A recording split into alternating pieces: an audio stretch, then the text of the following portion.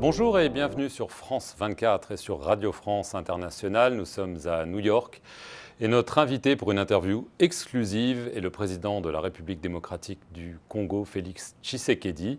Et avec moi pour cet entretien, Christophe Boisbouvier de RFI. Monsieur le Président, bonjour.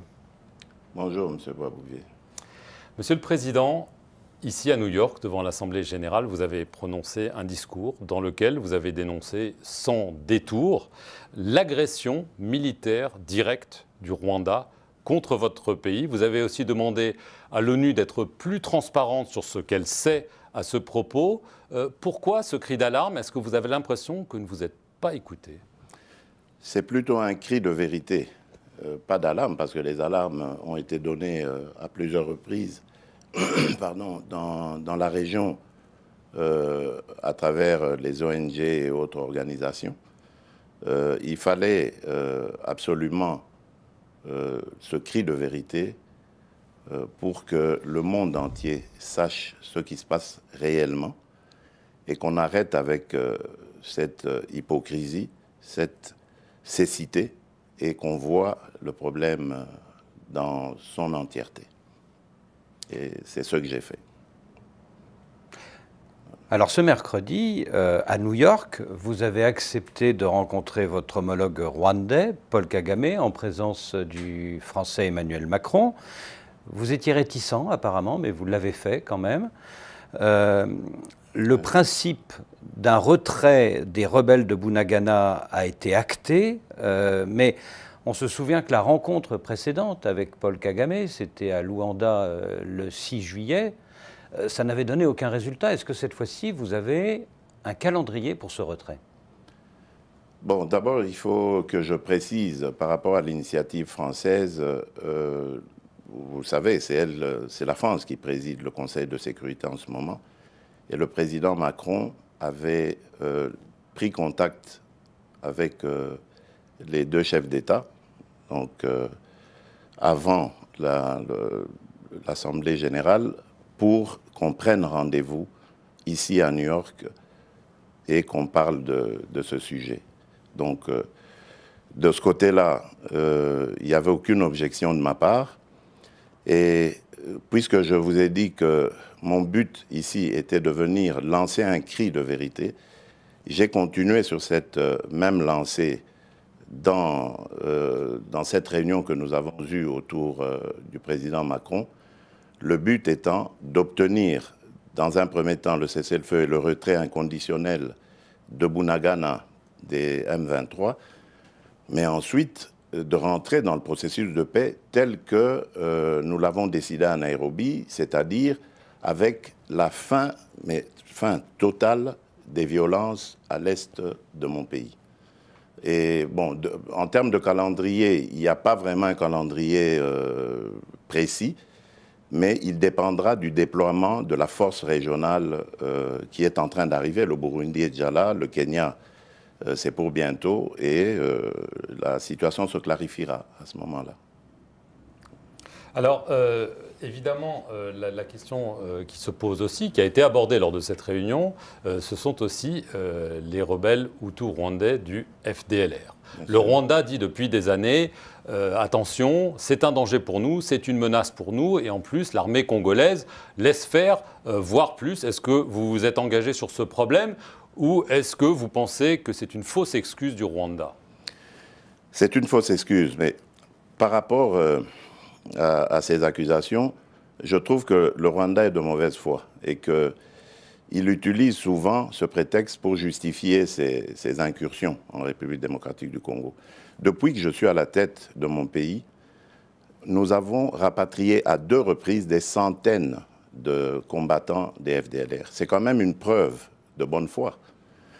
Et aujourd'hui, les FDLR, c'est une force résiduelle qui ne menace plus la sécurité du Rwanda. Vous avez dit. Elle ne menace plus la sécurité du Rwanda, en tout cas. Les FDLR sont plus un problème pour nous, Congolais, que pour les Rwandais. J'en veux pour preuve l'assassinat de l'ambassadeur d'Italie en République démocratique du Congo au mois de janvier de l'année dernière, M. Luca Attanasio, qui avaient été tués par des FDLR, qui sont devenus aujourd'hui des coupeurs de route, des bandits de grand chemin, et qui n'ont plus d'idéologie politique visant à regagner le pouvoir à Kigali. Donc c'est un faux prétexte. La vérité, elle est ailleurs, et c'est ça que le Rwanda doit dire. Voilà. Alors, pour contrer les groupes armés qui sévissent dans l'est de la RDC, vous l'avez abordé tout à l'heure, vous avez accepté, avec l'accord de la communauté des États d'Afrique de l'Est, le déploiement d'une force multinationale dans la région. Alors quand est-ce que cette force sera totalement déployée et combien d'hommes seront sur votre sol? Mais je vous ai dit que la force est en train d'être déployée. Les Burundais sont là déjà dans le sud Kivu. Les Kenyans sont, à mon avis, c'est une question de jours. Ils vont d'ailleurs, pour votre information, entrer par Bunagana. Donc ça se déploie petit à petit en fonction des moyens aussi. C'est pour ça que nous étions ici aussi et que nous avons pris des contacts. C'était pour sensibiliser les bailleurs de fonds afin d'accompagner cette force régionale. Et donc si les Kenyans tombent sur le M23 à Bunagana? Ben voilà, vous savez ce qui va arriver au M23. Depuis plusieurs mois, dans l'est du Congo, les casques bleus de la MONUSCO sont violemment pris à partie par les populations qui les accusent de ne pas les protéger. Il y a eu des morts en juillet. Dimanche, Antonio Guterres, le secrétaire général de l'ONU, a reconnu sur nos antennes que la MONUSCO était moins armée que le M23. Est-ce que vous demandez un retrait accéléré de cette MONUSCO avant l'année 2024 ? Nous devons regarder le rôle que la MONUSCO doit jouer, parce qu'il lui reste très peu de temps, et pouvoir ainsi faire partir la MONUSCO sur une note beaucoup plus gaie, beaucoup plus honorable que celle auquel nous avons assisté en ce moment. Donc pas de départ accéléré. Il n'y a pas encore de calendrier de départ comme tel, mais je pense bien que la MONUSCO devra partir avant le délai prévu, c'est-à-dire 2024. À mon avis, au-delà des élections de décembre 2023, je crois qu'il n'y aura plus de raison que la MONUSCO... Donc la MONUSCO resterait jusqu'à la fin des élections et partirait après. À mon avis. Mais ça, je mentirais si je vous disais que c'est quelque chose qui a été convenu. Il n'y a pas encore eu de discussion sur la question. Mais je crois que de part et d'autre, on a compris qu'il faut réfléchir très sérieusement à la question. Et je crois que c'est dans ce sens qu'il faut aller. En 6 mois, vous avez mis à l'écart 2 hommes clés de votre dispositif, votre conseiller sécurité François Beya et tout récemment le général Philémon Yave. Tous deux sont soupçonnés d'intelligence avec l'ennemi. S'agit-il d'intelligence avec le Rwanda? François Beya, c'est une autre histoire. D'ailleurs, son procès n'est pas terminé, comme vous le savez, parce qu'il a eu des problèmes de santé et il fallait... qu'il aille se faire soigner. Donc c'est pas le Rwanda. Nous restons humains, malgré le besoin de réprimer, de faire dire la justice. Et tandis que le général Yave s'est arrivé pendant mon séjour ici à l'étranger, j'ai cru comprendre qu'il était accusé par certains de ses collègues de les avoir contactés au nom du Rwanda pour qu'ils puissent lever le pied et permettre au M23 de passer aisément et de prendre la ville de Goma. C'est ça que j'ai cru comprendre, mais bon. Les enquêteurs sont à pied d'œuvre pour le moment. J'en saurai plus quand je serai rentré au pays. Donc on parle de trahison, là. Bien sûr. Mais François Beya, ce n'est pas le Rwanda. À mon sens, non. Son procès n'est pas terminé, je vous ai dit. Donc il faut attendre la fin pour je veux repartir à l'est du pays. D'accord. Si ça ne vous dérange pas. Pas du tout. L'état de siège. Il a été instauré en mai 2021. Si on regarde bien, les résultats ne semblent pas là. En tout cas, ils se prolongent. Pourquoi? Qu'est-ce que vous attendiez comme résultat? Qu'il y ait moins de violence, que les groupes armés sévissent moins. Ça fait une vingtaine d'années qu'il y a de la violence. Pourquoi est-ce que vous avez, vous, un baromètre comme ça sur lequel vous savez mesurer Quand est-ce qu'il y a eu plus ou moins de violence? Non, je ne crois pas. Est-ce que vous avez un premier bilan à nous donner? Ben oui, mais je crois déjà que les groupes mafieux ont été pour la plupart neutralisés. Je crois que vous avez quand même appris que les recettes de ces provinces ont fait un bond en avant. Donc ça veut dire que l'état de siège a eu au moins du bon de ce côté-là, celui de sensibiliser les ressources et donc pouvoir maintenant les injecter dans des programmes de prise en charge de ces groupes armés afin de les désintéresser de cette question. Parce qu'il y a aussi le côté pauvreté, chômage et tout ça qui les avait amenés dans ces activités. Il y a en Ituri, par exemple, plusieurs groupes armés mono-ethniques qui se battaient justement pour des raisons ethniques, qui ont fait la paix et qui sont prêts à complètement sortir de ces activités. Donc, il y a une lueur d'espoir, mais évidemment, je ne dis pas que tout est parfait. Ça ne pouvait pas non plus l'être. Moi, je ne me faisais pas d'illusions. On est dans une zone où il y a eu une vingtaine d'années de violence et de mafia et tout ce que vous voulez. Ce n'est pas en un an qu'on allait mettre fin à tous ces fléaux. Mais, et en plus, il y a eu, ça a été interrompu par le M23 qui est arrivé comme un cheveu dans la soupe pour encore compliquer les choses. C'est peut-être lié, non? Oui, sûrement. Mais tout ça, il faut le démêler, il faut le comprendre. Mais la détermination est là. Combien de temps, Monsieur le Président? Jusqu'à quand l'état de siège? Avant la présidentielle, quand même? Oui, bien sûr. Il faut pour que les gens sachent. Je vous ai parlé d'élections tout à l'heure quand j'évoquais la MONUSCO, le départ de la MONUSCO. Je crois que les élections seront... En tout cas, moi, je n'ai aucune raison, je ne suis pas à la CENI, mais je rencontre souvent, enfin, quelquefois, le président de la CENI, et parce que je veille à ce que l'accompagnement de l'État soit là, surtout au niveau des finances. Et à chaque rencontre que j'ai avec lui, je lui pose toujours la même question, que j'appelle maintenant question traditionnelle, c'est-à-dire, est-ce que les élections seront organisées dans les délais? Il m'a dit, il n'y aura aucun problème. Donc je n'ai pas de raison de douter de lui, c'est lui l'expert. S'il le dit jusqu'ici, moi, mon travail, c'est juste de veiller à ce que le ministre des Finances fasse le sien aussi en donnant les ressources nécessaires pour faire avancer le processus. Oui, mais tout de même... Donc, je pense que ça devrait aller. Oui, mais tout de même, Monsieur le Président, il y a ce rapport du PNUD révélé par Africa Intelligence qui dit que le scénario d'un report est désormais probable.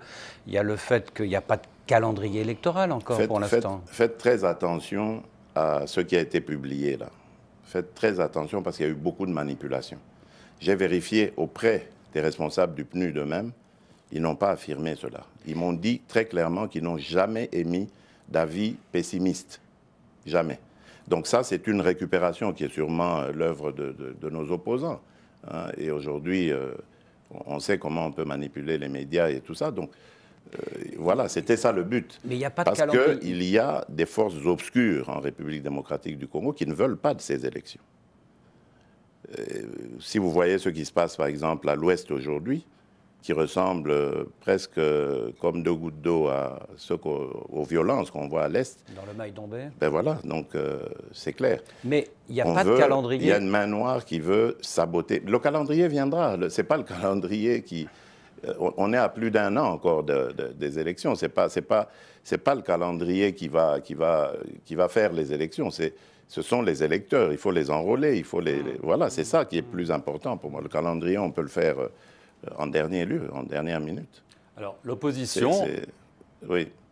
L'opposition vous accuse d'avoir placé à la tête de la commission électorale, la CENI, et à la tête de la Cour constitutionnelle, des hommes à votre main, et donc de vouloir verrouiller le scrutin et être sûr d'être réélu, parce qu'on sait que vous allez vous représenter.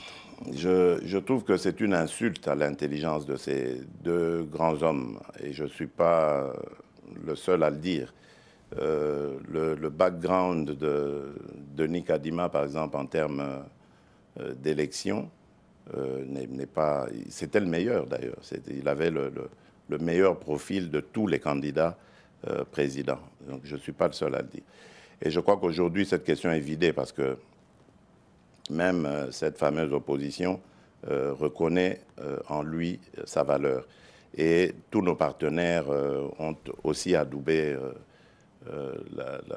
l'individu, donc il n'y a plus de raison de douter de ça.